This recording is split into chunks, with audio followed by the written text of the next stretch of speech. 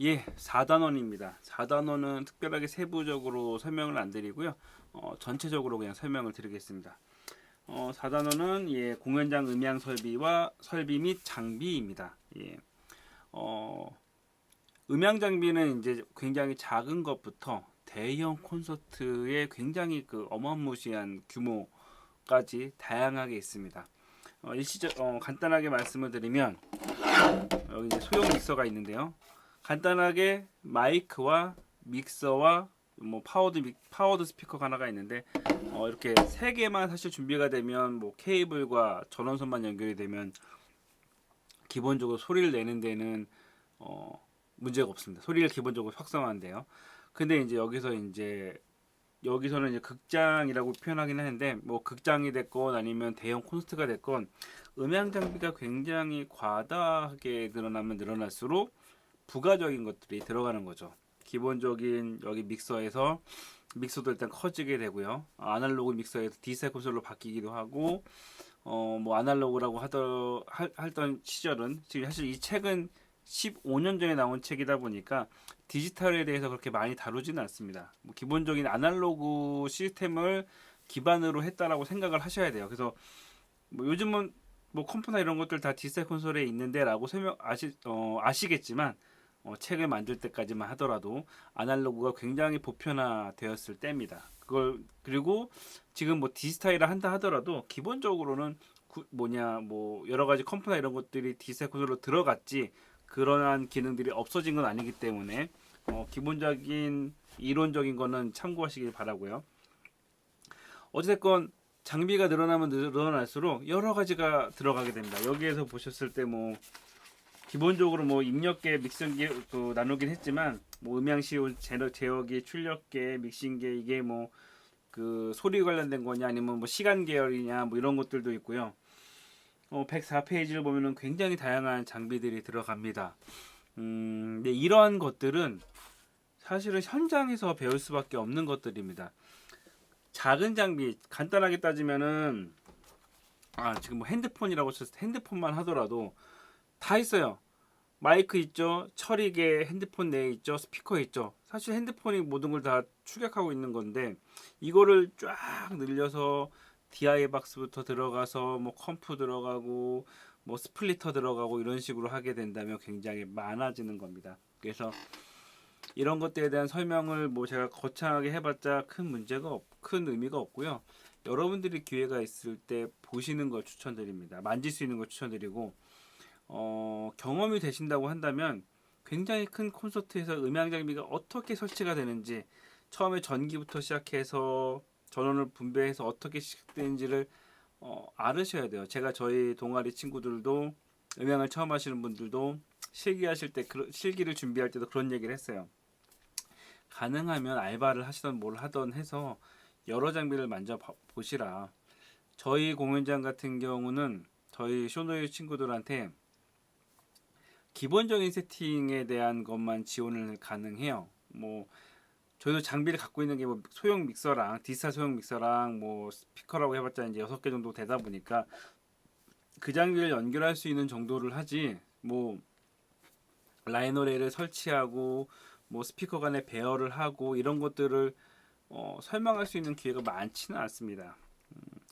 실례로 이제 저희 쪽에서도 이제 가끔 가다가 리모델링 같은 걸 해요. 그래서 한 3년 전에 이제 스피커를 새로 바꾸면서 음향실 다 뒤집은 적이 있어요. 배치 배선을 다 바꾼 적이 있는데 참 안타까웠던 게 그때만 하더라도 저희 동아리 친구들한테 좀 쉬운 기회가 아니다. 요 공연장에 있는 음향 장비 배선을 다 바꾸고 한번 뒤집어 다까지 아니더라도 한 70% 정도 뒤집는 작업은 봤으면 좋겠었거든요. 근데 그게 뭐 돈을 주는 것도 아니고 그 친구들이 와서 일하는 것도 아니고 그냥 교체하는 과정을 함께 하면은 어땠을까 싶은데 물론 그 친구들이 그렇게 관심은 없더라고. 그때 당시에도 그렇지만 뭐 지금도 아마 그럴 거예요. 관심이 없어서 못 받겠지만 어떻게 보면 되게 아쉬웠던 기회죠. 공연장의 장비가 어떻게 세팅되는지를 볼 수 있는 기회는 사실은 쉽지는 않거든요. 어찌됐건 저 같은 경우는 그 장비를 제가 디자인하고 제가 설치를 하는 모든 과정 한 달여에 걸쳐가지고 하다 보니까 저 같은 경우는 지금 상황이 그래요. 예를 들어서 아무것도 없는 백지를 준 다음에 현재 공연장에 있는 모든 배선을 그리라고 하면 그릴 수가 있어요. 어, 개수로 따지면 1000개 정도가 될 거예요. 왜 회로 뭐 1000개라고 해봤자 회로가 똑같은 거예요. 뭐 40개, 50개 나가는 것들이 있기 때문에 뭐 1000개라고 해봤자 뭐 어려운 건 아니에요. 저한테 뭐 한 2, 3일의 시간만 주면 1000개가 어떻게 연결해서 어떻게 흘러가고 배치가 어떻게 되어 있는지를 적는 거는 전혀 어려운 문제가 아닙니다. 저한테는. 근데 음향을 처음 하시는 분들은 안 해봤기 때문에 모르는 거죠. 극장이나 이런 데에 음향 배선이 어떻게 되어 있는지, 어떻게 나가는지, 장비가 어떻게 연결해서 어떻게 흘러가는지. 여기에서 이제 4단원에서 나오는 이야기가 그런 거죠. 어디서부터 어떻게 흘러가고 하는지. 약간 다른 이야기면은 그 집이라는 그림을 그릴 때 그런 얘기가 있었어요. 그 처음 그냥 아이는 집을 그릴 때 지붕부터 그리는데 건축을 했던 사람은 집을 그릴 때 바닥부터 그린다라는 약간 좀 이야기가 있었어요. 실제로 그런지 모르겠지만 왜냐 집을 지을 때는 바닥부터 한 다음에 기둥을 세우고 집을 짓다 보니까 건축했던 사람들은 시각 자체가 틀린 거죠. 음향하는 사람도 뭐 지금 처음 하시는 분들은 음향을 모르니까 뭐 아르바이트 경험이 없어서 그렇다 치더라도 기회가 있다라면 시공이나 아니면은 음향 장비를 세팅하는 쪽에서 아르바이트를 하시면서 배우시길 바래요. 그 그리고 또 하나가 이 얘기를 하고 이제 마무리 짓게 사단하는 뭐 특별한 게 음향 장비에 대해서 이런 게 있다라고 하지만 뭐 이거는 겪어봐야 되는 거니까 넘어가는데 제가 음향을 하면서 참 여러 명의 그 친구들을 만나는데 한 친구가 있어요. 한 친구가 있었는데 그 친구가 이제 동아리 활동도 오래 하긴 했어요. 몇 년 하긴 했는데 뭐 저도 여러 가지 하다 보니까 그 친구들한 저희 이제 동아리 친구들한테 뭐 장비를 연결하는 것들은 기본적으로 한두 번은 가르쳐줘요. 한두 번 가르쳐주고 그 이후로는 너희들끼리 한번 해봐라라는 식으로 하고 도제식으로 그 선배가 후배를 가르치는 식으로 하는데 어느 날 한 친구가 동아리를 탈퇴하겠다는 거예요. 좀 3년 정도 활동했던 친구인데 그래서 왜 탈퇴를 하려고 하냐 했더니만 자기를 오퍼레이터를 시키지 않는다. 왜 기수로 따지면은 자기보다 밑에 있는 기수에 있는 뭐 사람이 오퍼레이터를 하는데 나는 왜 오퍼레이터를 시켜주지 않느냐라는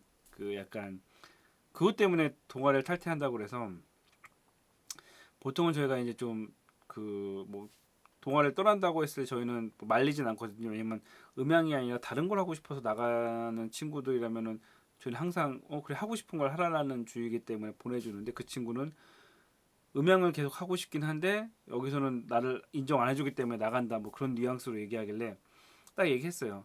너는 장비를 연결할 줄 아느냐?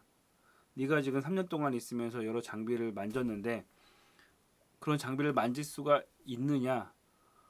자기는 만질 수 없다. 네가 장비도 못 만지는데 너한테 오퍼레이팅을 어떻게 시키냐? 그러니까 한마디로 자기를 어떻게 해서 그 친구는 계속 자기를 어떻게 해서 올리고 내리는 것만 그 이야기를 했겠죠. 올리고 내리는 것만 배우면은 오퍼레이터를 할 수 있지 않을까 이 생각을 했던 것 같은데 기본이 돼야죠. 이 장비를 했을 때 이게 지금 억스 1번이 어디에 꽂혀 있는지 억스 2번이 어디에 꽂혀 있는지를 네가 알 정도의 실력이 돼야지. 사실은 그 친구가 오래 있었지만 계속 그냥 선배들한테 물어봐서 배우라고 이게 어떻게 배치가 되고 어떻게 연결되는지를 네가 알아야 된다라고 이야기했지만 그 친구가 그건 안 했거든요. 그냥 그 자리에 있기만 했었어요.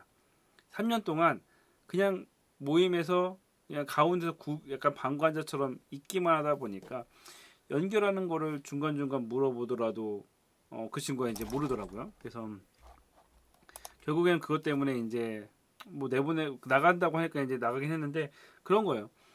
여러분들 이제 음향을 하면서 저희 동아리는 항상 이야기하는 거지만 오는 사람 막지 않고 가는 사람 붙잡지는 않습니다. 하지만 와서 배우는 게 저희는 학교처럼 막 그 딱 앉혀놓고 과외 선생처럼 가르치진 않아요. 본인 스스로 안 배워가면 그냥 여기에 와서 놀다 가는 것밖에 안 되는 거죠. 저희는 장소를 제공하고 장비를 제공하고 질문을 하면 질의응답을 해주는 방식입니다. 제가 일일이 한 명씩 붙잡고 이거 공부했어요 안 했어요 이렇게 일일이 하지도 않습니다. 못하죠. 저희는 그 구속력이 없거든요. 어쨌건 약간 산으로 가지만 어쨌건 그런 의미에서 음향 장비는 그 뭐랄까 이런 공부하는 것에서는 스스로 관심을 가져야 된다. 저도 그런 말씀을 드리고요. 한 가지 제가 또 사진 자료를 약간 보여드리는 거는, 그러니까 지금은 이제 많이 축소가 됐어요. 그 책에 나온 거 아까 얘기하겠지만 책은 15년 전 일이고 요즘은 디지털 콘솔로 그 되어 있어서 굉장히 깔끔해요. 장비 자체가. 근데 이제 과거에는 어땠는지 살짝 사진으로만 보여드릴게요. 이제 살짝 작게 보일 수 있는데 옛날에 이런 식으로 이제 그 렉 케이스가 있어서 EQ 같은 것만 이렇게 연결되고 오른쪽에 보시면 이제 컴프가 있고 이쪽에 게이트예요. 이쪽에 보시면 이게 게이트 관련된 거, 이거 컴프 이게 160 DBX 160 같은데 160 EQ 이런 식으로 해가지고 인서트를 이후에 아마 다루겠지만 인서트나 이런 걸 통해 가지고 한 마이크 뭐지? 지금 같은 경우 디지털 콘솔에 그냥 인서트 넣거나 아니면 자체적으로 컴프나 이런 것들이 다 내장되어 있지만 예전에 이런 식으로 하나씩 해서 특정 가수나 메인 보컬이나 아니면 중요한 악기에다만 이렇게 연결하는 것들을 했었습니다. 이건 그나마 소규모고 이런 것처럼 해가지고 악기 하나나 이런 쪽에도 이런 여러 가지 이펙트들을 했는데 요즘은 디지털 장비 하나로 굉장히 간단하게 처리가 됐죠. 예, 이런 것들이 있었습니다. 유명한 기기들이 있고요. 여기 같은 경우도 이제 뭐 게이트 이런 것도 있죠. 지금 이거는 굉장히 그나마 단촐한 거예요. 굉장히 큰 콘서트를 보면은 EQ만 뭐지 열 몇 개, 딱 네 개 이렇게 되어 있는 경우도 있고 컴프 렉이라고 해서 컴프만 24개짜리 이렇게 쫙 일일이 박아가지고 순번 쫙 해놔가지고 해놓은 경우가 있어요. 그렇게 하다 보니까 보시는 것처럼 케이블이 이제 어마무시죠. 이건 그나마 약간 좀 현재적인 건데 그나마 이제 한 2000년대 이후 같은데 그 전에는 이제 그 사진을 내가 저장 안 됐구나. 이거보다 더 이제 복잡한 경우도 있어. 너무 이제 정신없이 왜냐면은 연결 하나하나 하다 보니까요. 지금은 굉장히 깔끔해진 거죠. 지금 요게 이제 최신 이거는 크라운 거네요. 그 IT 같은데 굉장히 단순해졌죠. 케이블이 사실 이거보다 더 복잡했었는데 예, 굉장히 깔끔해지면서 요즘은 이제 디지털로 뭐 AES, EBU나 단테나 이런 걸로 해가지고 굉장히 그냥 깔끔해졌습니다. 깔끔해지더라도 이제 물량 때문에 스피커 물량 때문에 이렇게 된 것 같긴 한데 과거에는 굉장히 좀 더 복잡했던 음향 시스템이 있었습니다. 그리고 그거에 대한 기본적인 구성이 이렇다라고 설명을 한 거라고 생각하시면 될 것 같습니다. 그래서 그 음향 장비의 설비는 어찌됐건 본인이 만지는 음향 장비에 대한 기본적인 그 규모나 이런 것들에 대해서는 본인이 인식을 하고 있어야 돼요. 소리가 어떻게 나가서 어떻게 들어오는 흐름이 어떻다는 거 정도는 디지털이라 할지라도 본인의 머릿속에 있는 그 구조가 이해가 됐어야 되는 거죠.